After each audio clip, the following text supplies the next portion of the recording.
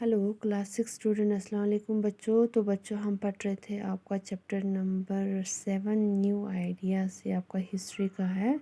History chapter 7 new ideas जो कि आपका T2 का सिलेबस है। तो इसमें हमने पढ़ा था 16th सेंचुरी में यहाँ पे दो न्यू रिलीजन जो है वो राइज हुआ था, एक बुद्धिज़्म एक जैनिज़्म। तो यहाँ पे हमने पढ़ा था उपनिषद के बारे में। तो उपनिषद जो है रिफ़र करता है एंड ऑफ वेदा वेदांता, या तो उसको एंड ऑफ वेदास कहा जाता है। तो आज हम पढ़ने जा रहे हैं टीचिंग ऑफ उपनिषद। तो उपनिषद में क्या पढ़ाया जाता है? तो the concept of atma and Brahmana has been discuss in the teaching of Upanishad. तो उपनिषद में ज़्यादातर पढ़ाया जाता है कंसेप्ट ऑफ आत्मा या ब्रह्मना के बारे में डिस्कस किया जाता है। The Upanishad refer to individual soul as atma and the universal soul as ब्रह्मना।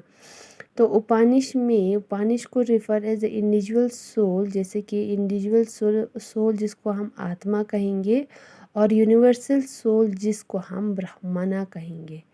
As individual soul और आत्मा is confined to cycle of birth and rebirth. तो इंडिविजुअल सोल में जो इंडिविजुअल आत्मा जो है उसमें ये कहा जाता है कि वहाँ पे cycle of birth and rebirth होता है। तो दोबारा जन्म होना, मरने के बाद जो है वो दोबारा जन्म होना।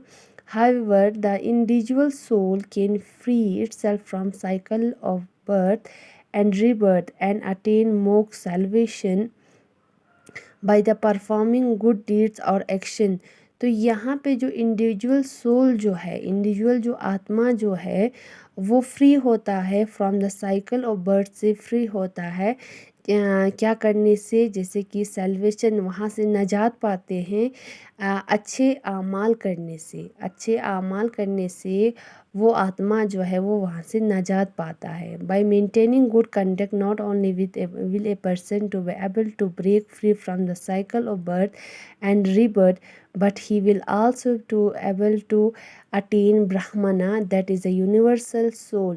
तो यहाँ पे अच्छे कर्म करने से वहाँ पे उनको जो है नजात मिलता है। अगर वहाँ पे काम अच्छे से नहीं करता है या गुनाह ज़्यादा करता है तो जिससे वो इस साइकिल को ब्रेक नहीं कर पाते हैं, जिसके वजह से उसको जो है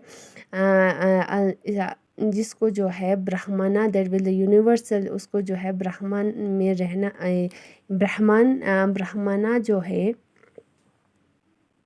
जिसको यूनिवर्सल सोल कहा जाता है, तो वहाँ से वो नजात नहीं पाते हैं। तो इसका मतलब ये है कि अगर कोई अच्छा कर्म करेंगे या अच्छी चीज़ें करेंगे या किसी की मदद करेंगे तो वहाँ से नजात पाता है। तो आत्मा जो है वहाँ से नजात पाता है। तो अगर हम काम अच्छे नहीं करते हैं या बुरा काम करते हैं, जो कि आत्मा जो है वहाँ से नजात नहीं पाते हैं। तो जैसे कि हम अपने इस्लामिक हिसाब से हम कह सकते हैं कि अगर कोई भी इंसान जो है काम अच्छे से करता है, काम अच्छा करता है जिसको जन्नत मिलता है, या काम बुरा करता है जिसको जहन्नम में पनिशमेंट मिलता है। There are 108 Upanishad, out of it 11 are considered as the main classical Upanishad। तो 108 उपनिषद है जिसमें से 11 को कंसिडर किया गया है क्लासिकल उपनिषद, मेन और या क्लासिकल उपनिषद कहा जाता है। सबसे ओल्डेस्ट उपनिषद जो है ब्रह्मा द्रयण्यका उपनिषद कहा जाता है, जो कि सबसे ओल्डेस्ट उपनिषद है। In comparison to the Vedas, the Upanishads are more philosophical in the nature। तो यहाँ पे अगर हम कंपेयर करेंगे, वेदास से हम अगर कंपेयर करेंगे, तो ये उपनिषद जो है जिसमें फ़लसफ़ा जो है वो ज़्यादा होता है as compare to Vedas. They give a description of doctrine that are considered essential for the ideal human conduct।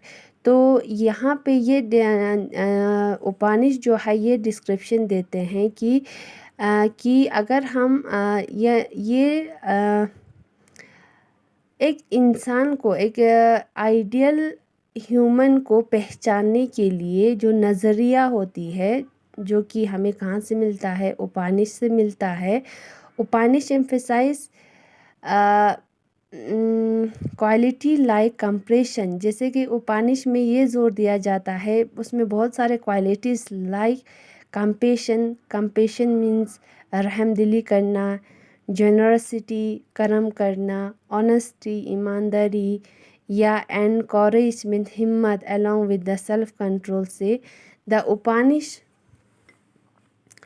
Upanishad state that the basic truth of life in the form of discussion। तो उपनिषद में ये बयान करते हैं कि हमारा जो basic life truth जो है, लाइफ की सच्चाई जो है, वो डिस्कशन के हिसाब से या डिबेट के हिसाब से या डायलॉग या कमेंट्रीज के हिसाब से वहाँ पे बताया जाता है। तो यहाँ पे उपनिषद और वेदास में ये डिफरेंसेस है कि उपनिषद में जो है अलग अलग क्वालिटीज़ को वहाँ पे क्वालिटीज़ के ऊपर ज़्यादा ज़ोर दिया जाता है, जैसे कि वो इंसान जो है रहमदिली है कि नहीं, या जेनरसिटी है, ऑनेस्ट है या कॉरेज है, इन सारे चीज़ों को वहाँ पे डिस्कशन करके या डिबेट करके जो है वहाँ पे इसको बेसिक ट्रूथ ऑफ लाइफ को वहाँ पे डिस्कस किया जाता है।